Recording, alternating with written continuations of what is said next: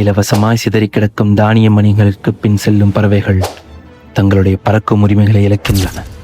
நம் நிலையம் இதுவே.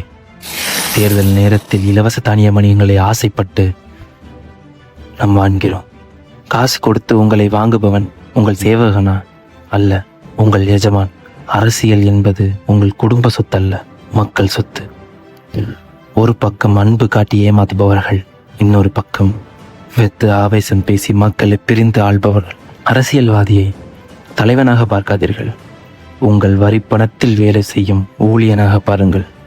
ஜாதியும் மதமும் அரசியலுக்கு தேவை என்று நினைக்கின்ற ஒவ்வொரு கட்சியும் உங்களை அடிமையாகவே வைத்திருப்பார்கள். இலவசங்களை உங்களை வாழ வைக்காது, உங்களை சோம்பேறியாகத்தான் மாற்றும். நல்ல கல்வி, தரமான மருத்துவம், நிறைவான வாழ்க்கை, இதுதான் நமது உரிமை.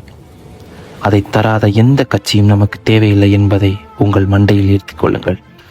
ஒரு நாள் பிரியாணிக்காகவும் 500 ரூபாய்க்காகவும் நம் மனசாட்சியை விற்றுவிடாதீர்கள். பெரிய கட்சி, பெரிய கூட்டணி பின்னாடி போகாதீர்கள்.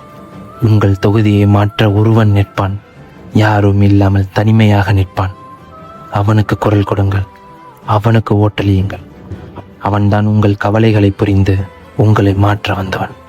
உங்கள் வாக்கு உங்கள் ஆயுதம், அதை சரியான இடத்தில் பிரயோகியுங்கள். நம் நாடு, நம் உரிமை.